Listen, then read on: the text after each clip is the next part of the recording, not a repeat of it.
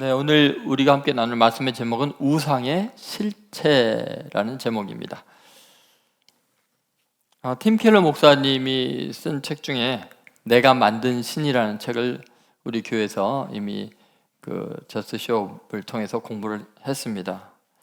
근데 거기에 보면은 그런 이야기 나옵니다. 네덜란드의 역사가인 요한 아위징하가 유럽의 이제 2차 세계대전이 발발하기 직전에 이런 말을 한 적이 있습니다. 우리가 살고 있는 세상은 뭔가에 씌워 있다. 우리도 알고 있다. 여러분, 사실은 아주 인류 가운데 큰 재앙이 닥치고 또 개인적인 삶 속에서 심각한 문제가 일어나는 것 중에 하나는 뭐냐면 실체를 잘 파악하지 못하는 거예요. 뭔가 씌워갖고 우리 눈이 씌어서 또는 우리가 대상에 대해서 뭔가를 더 씌워가지고 그 본질적인 가치보다 훨씬 더 가치를 오버해서 두는 거죠. 그러면 그것이 우상이 되는 겁니다. 그러니까 좋은 것이지만 그것을 절대화시키면 그것이 재앙으로 바뀝니다. 어떤 것도 우리 인생에 절대화시켜서는 안 됩니다. 모든 것은 하나님 앞에서 다 피조물로서 상대적인 것뿐이죠. 우리는 오늘 본문을 통해서 이스라엘 백성들이 지금 뭔가 씌우듯이 지금 하나님에 대해서 오해를 하고 하나님을 떠나서 그 우상을 지금 만들어서 그걸 갖다 숭배하는 것을 볼 수 있습니다. 자, 우리가 오늘 생각할 것은 그 우상의 실체가 뭐냐는 거예요. 그런데 우리들은 실제로 이렇게 뭐 한 20cm도 안 되는 작은 여러 가지 우상들을 만드는 이스라엘 사람들과 다르게, 고대 사람들과 다르게 너무나 많은 것을 우상으로 가지고 있어서 그 수를 셀 수가 없을 만큼 많습니다. 근데 도대체 왜 이렇게 우상을 만드는가? 첫 번째 우리가 생각할 것은 우상의 형상화입니다. 다시 말해서 우리 인간들은 눈에 보이는 것을 숭배하기 좋아합니다. 사실은 눈에 보이는 것보다 더 중요한 것이 눈에 보이지 않는 말씀이죠. 진리입니다. 그런데 우리는 진리보다도 돈을 더 추구하고 또 눈에 가시적인 어떤 그 권력의 힘 이런 것을 숭배하고 또는 어떤 의미 깊은 사랑보다도 쾌락을 더 추구하는 경우가 많습니다. 이게 직접적으로 와닿고 느껴지는 거죠. 그러니까 우상의 특징은 뭐냐면 형상화하고 뭔가 이게 만지듯이 느껴지듯이 하는 것을 중요한다는 거죠. 그래서 눈에 보이는 것에 대한 지나친 의존성, 그거는 사실은 의미를 알기 싫어하는 인간들이 자꾸 그렇게 표현을 하고 있는 겁니다. 다시 말해서 우상을 형상화하는 이유는 하나님의 말씀에 대한 거부의 방식이 눈에 보이는 어떤 형상을 만드는 거였다는 거죠. 그러니까 기독교 신앙이 아주 핵심적인 것은 뭐냐면 가시적인 시각화, 그 우상이 아니라 불가시적인 하나님의 말씀, 하나님의 마음, 하나님의 뜻, 그것을 캐치하는 것, 그것을 깨닫고 그것과 동행하는 삶, 그걸 의지하는 것이 더 중요하다는 것이죠. 자, 이것을 이제 분명하게 보여주는 것이 오늘 그 1절에 나와 있습니다. 1절을 다시 한번 보시면 같이 읽겠습니다. 백성이 모세가 산에서 내려오미 더딤을 보고 모여 백성이 아론에게 이르러 말하되 일어나라 우리를 위하여 우리를 인도할 신을 만들라. 이 모세 곧 우리를 애굽 땅에서 인도하여 낸 사람은 어찌 되었는지 알지 못함이니라. 여기 보면은 지금 백성들이 우상을 만들어야 되는 이유가 뭐예요? 이 모세 곧 우리를 애굽 땅에서 인도하여 낸 사람은 어찌 되었는지 알지 못함이니라. 왜 우상을 만들어야 돼요? 지금 눈에 보이는 모세가 있었었는데 그 모세가 지금 십계명을 받으러, 하나님의 말씀을 받으러 신내산 올라가갖고 40일이 되도록 내려오지 않는 거예요. 그러니까 이제 우리를 인도했던, 애굽 땅에서 인도했던 모세가 안 보이니까 우리를 인도할 신을 만들라라는 말인데 그 이면에 보면 이런 거죠. 여러분, 모세가 인도했습니까? 하나님께서 인도했습니까? 자, 한번 잘 생각해 보세요. 지금 이스라엘 백성들을 애굽에서 인도하여 낸 존재는 사실은 하나님이지 모세가 아니에요. 눈에 보이는 모세가 아니고 하나님이에요. 그러면 그들은 내내 모세가 증거했던 그 하나님을 생각하지 않고 모세를 바라봤다는 거예요. 모세가 우상이 돼 있다는 거예요. 나중에 이스라엘 백성들 항상 그러니까 하나님께서 나중에 가나안 정복하러 들어갈 때는 광야 끝길에서 어떻게 모세를 데려가 버리시죠? 모세만 바라보니까. 나중에는 그 모세에 대한 흔적을 완전히 하나님께서 지워버리죠. 모세 무덤이 어디 있는지도 모르죠. 만약에 지금 모세의 무덤 뼈가 어디 있는지 알면 이스라엘 백성들이 얼마나 숭배하겠어요 또. 여러분 다윗 왕 그렇게 위대한 리더지만 뼈도 없어요. 그죠? 무덤도 없어요. 왜요? 또 숭배하니까. 여러분 사실은 모세를 쓰시고 또 요셉을 쓰고 다윗을 쓰시고 선지자를 쓰시고 엘리야를 쓰고 이런 누가 인도한 거예요 지금? 하나님이 인도한 거예요. 그들을 통해서 하신 말씀, 하나님의 마음, 하나님의 뜻이 중요한 거지 그것이 중요한 게 아니에요. 그런데 지금 이들은 그동안 인도하신 하나님은 전혀 생각하지 않고 하나님의 말씀, 뜻은 생각하지 않고 누구만 바라봤던 거예요? 모세. 근데 모세가 안 보여. 그러니까 어떻게 해요? 그러면은 아론에게 제사장이니까 하나님의 뜻이 어디 있는지, 하나님이 우리에게 뭐를 원하시는지 물어보면 될 텐데 뭐라 그래요? 우리를 인도할 신을 만들라 라고 이야기를 하고 있다는 거죠. 여러분 이것이 굉장히 중요합니다. 우리들은요 지금 내 삶에서 하나님의 뜻이 뭔가를 구하는 게 아니라 내가 지금 당장에 만질 수 있고 느낄 수 있고 따라갈 수 있는 그 어떤 대상을 추구하고 있다는 거죠. 그 대상을 통해서 말씀하시는 하나님의 뜻을 기대하지 않는다. 하나님의 마음을 알려고 하지 않고 하나님의 뜻을 깨달으려고 하지 않고 무조건 되고 우리가 지금 이 광야 생활에서 이 괴로움에서 빨리 우리를 이끌어갈 뭔가를 지금 만들려는 거죠. 여러분 지금 이들은요 사실은 이 내면의 더 깊은 곳에는 이런 게 있습니다. 자기들의 갈 곳을 지시하는 신이 아니라 자기들이 들고 다닐 신을 원하는 거예요. 왜냐하면 모세를 대신해서 우상을 만들려고 하는 이유가 이제 여기에 나와 있어요. 사실은 기다리라 그랬잖아요. 모세가 언젠가는 올 텐데 40일이 지나도록 안 와요. 모세가. 그러면 모세가 지금 어디에 갔죠? 시내산에 갔어요. 뭐하러 갔다 그랬죠? 하나님의 말씀을 받으려고 갔어요. 근데 며칠? 40일이 지나도 안 오면 말씀을 도대체 얼마나 많이 받고 있는 거예요. 모세가 내려왔다 하면 이제 얼마나 많은 말을 하겠어요. 사사건건 간섭할 거 아니에요. 이래야 된다, 하나님의 뜻은 이거다 이럴 거 아니에요. 그렇게 말씀하시는 하나님이 싫은 거예요. 그래서 모세의 부재를 통해서 하나님, 말씀하시는 하나님을 자신들의 삶에서 배제해버리고 말할 수 없는 우상을 만드는 거예요. 그 우상은 입이 있어도 말하지 못해요. 이래라 저래라 안 해요. 잘했다 잘못했다 판단 안 해요. 이리 가라 저리 가라 안 해요. 지네들이 그냥 우상을 들고서 지네들이 원하는 대로 가면 돼요. 잔소리가 없는 신이 우상이에요. 근데 모세의 하나님은 말씀하시는 하나님이잖아요. 그러니까 모세의 부재, 이것은 절호의 기회였어요. 말씀하시는 하나님을 제거하고 말하지 않는 우상을 만들어서 우리를 인도하게 하라, 이렇게 이야기를 하는 거죠. 이것은 우리들의 삶에서 끊임없이 일어나는 건데요.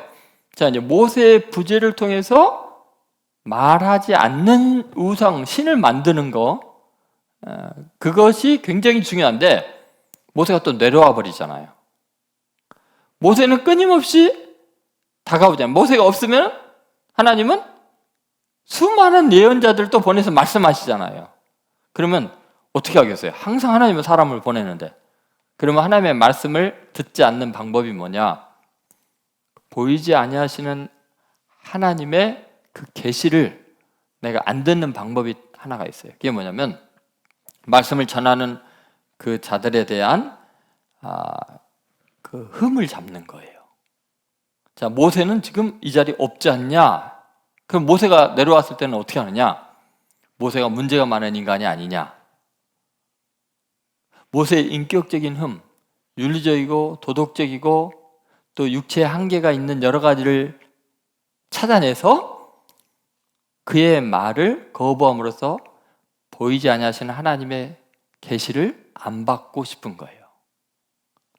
그러니까 지금 우상을 만드는 이유가 이제 그런 데 있는 거예요. 모세를 우상화한 이유도 거기에 있는 거예요. 모세가 우리를 인도했는데, 사실 모세가 인도한 게 하나님이 인도했는데 모세를 우상화하고 없으니까 다른 우상을 만들자. 그럼 모세가 있으면 어떻게 하는데? 역시 모세에 대해서 끊임없이 비방을 합니다. 왜요? 그것은 모세를 세우신 하나님의 말씀을 일부러 거절하기 위해서예요. 핑계를 대고 있는 거예요. 근데 결국은 이 모든 것들은 계시하시는 하나님, 말씀하시는 하나님, 그분이 부담스러워서 그런 거예요.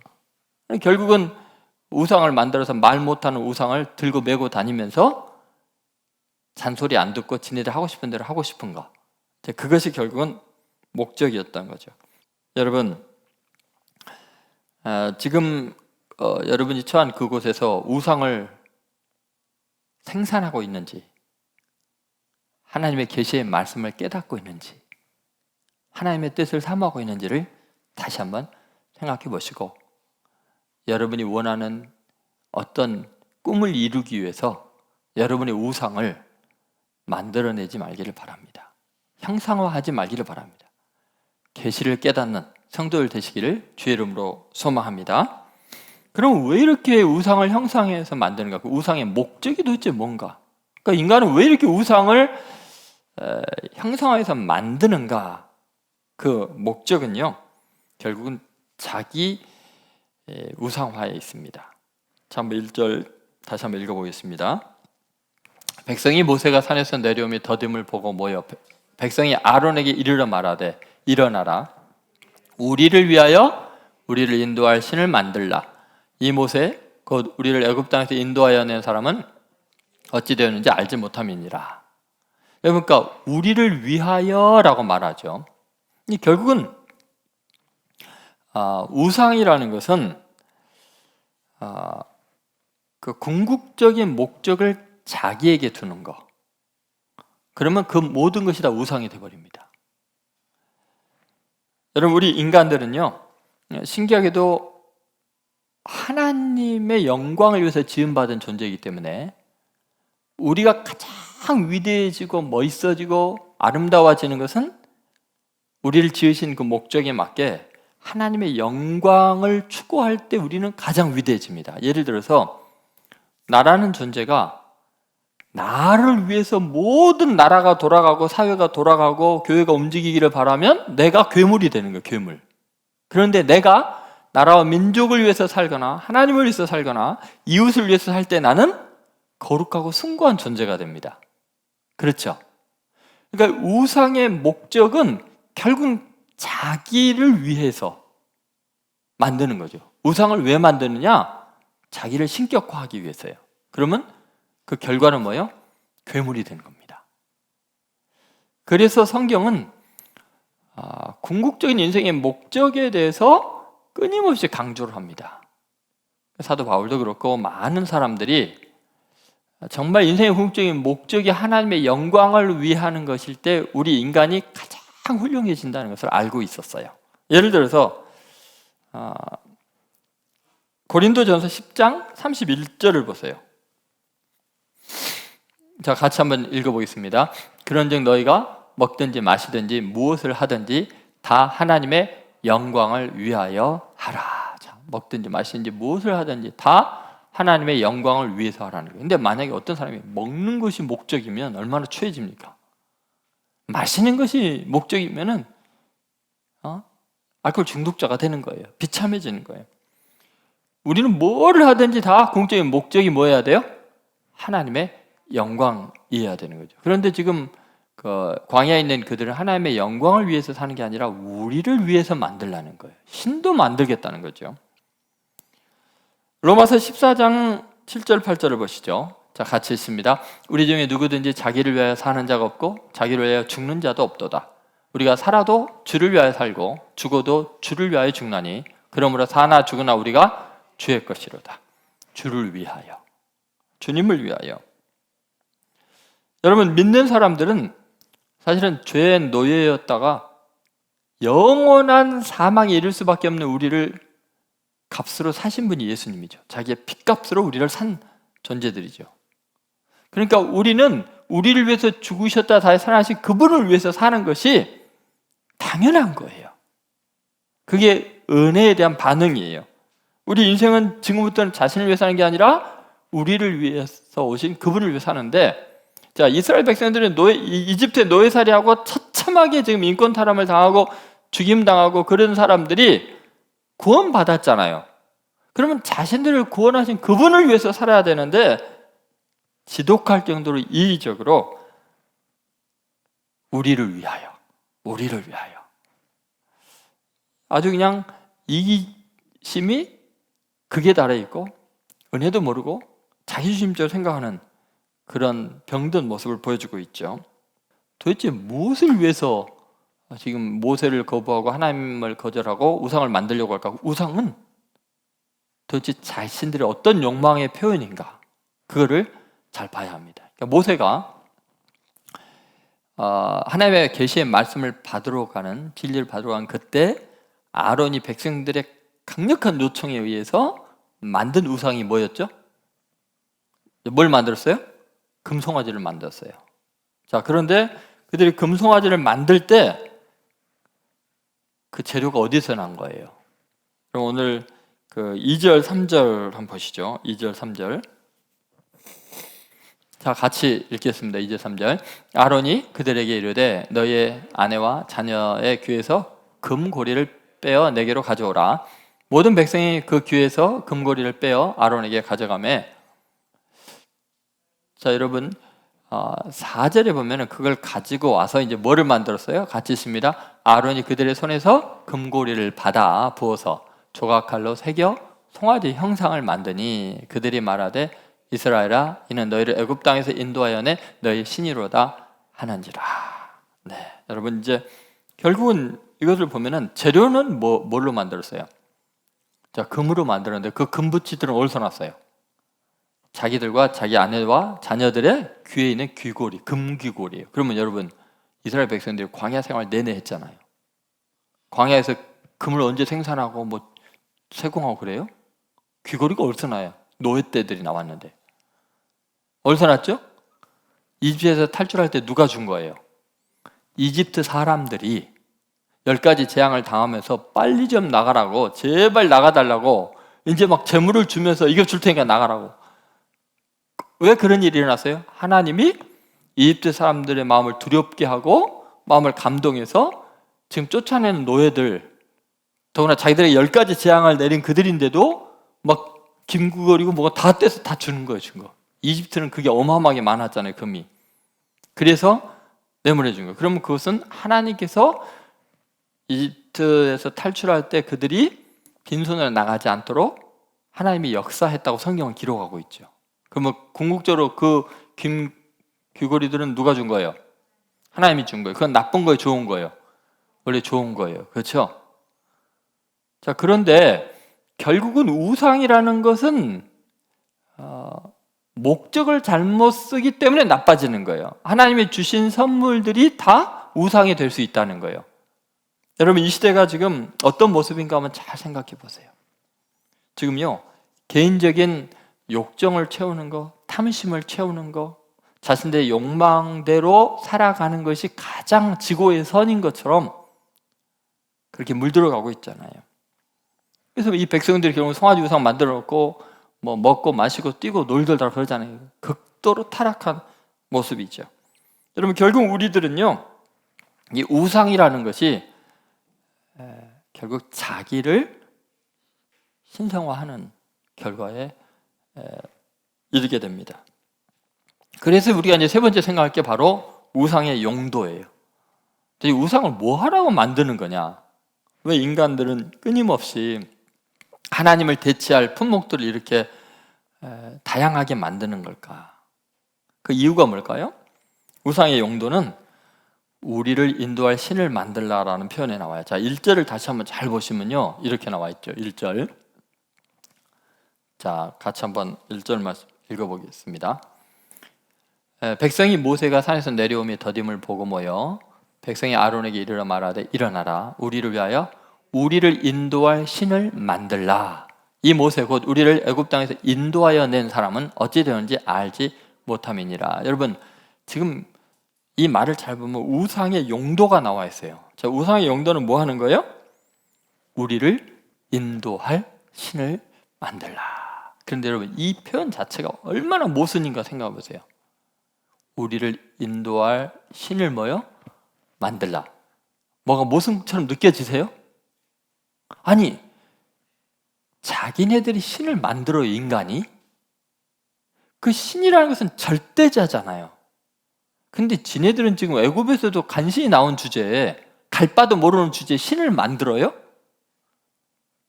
여러분 불완전한 존재가 완전한 존재를 만들어요? 말이 안 되는 짓인데 만들 수 있다고 생각한다니까요. 그러니까 결국은 이 우상의 용도는 뭐냐면 책임 회피예요. 지 멋대로 하면서 결과는 신이 책임지라는 거예요. 우리를 인도할 신을 만들라. 신 끄고 다니면서 책임은 전가하고 있는 거죠. 여러분 예수님은 분명히 이 해답을 이야기해 주셨어요. 누구든지 나를 뭐요? 따라오려거든 자기를 부인하고 자기 십자가를 지고 나를 따를 것이니라. 예수님은 분명히 그렇게 사셨어요. 이런 일이 있으리라는 성경이 어떻게 응하겠느냐.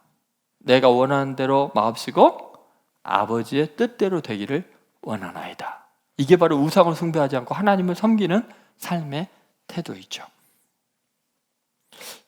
여러분 이 시간에 말 못하는 우상들 만들어서 인도해 달라고 아무리 해봤자 그것은 고통입니다.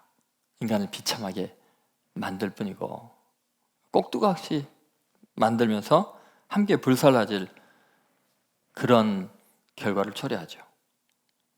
여러분 자판기 하나님으로 만들지 마십시오. 내가 얼마 던져주고 헌금 좀 하고 뭐 꾹 누르면 그거 내가 원하는 거 주는 자판기 하나님 아닙니다. 우리 하나님은 인격적이신 하나님이십니다. 그래서 지금 극단적으로 대조를 보여주는 거예요. 모세는 하나님의 계명을 받으러 올라갔고 백성들은 하나님을 만들고 있는 거예요. 자기들의 우상을 만들고 있는 거예요. 계시된 말씀을 사모하고 말씀을 기다릴 것인가, 우상을 만들어 숭배할 것인가. 자, 이제 여러분은 우상을 만드는 그 길로 갈 수도 있고 말씀을 기다리고 사모할 수도 있습니다. 진정한 신앙, 그것은 하나님을 예배하는 자입니다. 하나님의 말씀을 인격적으로 듣고 받아들여서 그 말씀에 순종해서 따라가는 삶이고 하나님의 영광을 위해서 사는 삶인 줄로 믿습니다. 자, 이제 다시 한번 우리 신앙을 점검해 보시기 바랍니다. 우상의 실체를 잘 생각해 보시기 바랍니다. 그리고 온전히 살아계신 하나님만을, 주 너희 하나님을 시험치 말라 했는데 하나님을 주로 고백하며 말씀을 기다리며 아무리 광야에 척박한 삶에도 마치 막장굴에서 다이아몬드를 캐는 광부의 심장으로 그렇게 하나님의 말씀을, 진리를 사모하고 어떤 형편에서도 승리하는 성도 여러분 되시기를 주의 이름으로 축원드립니다.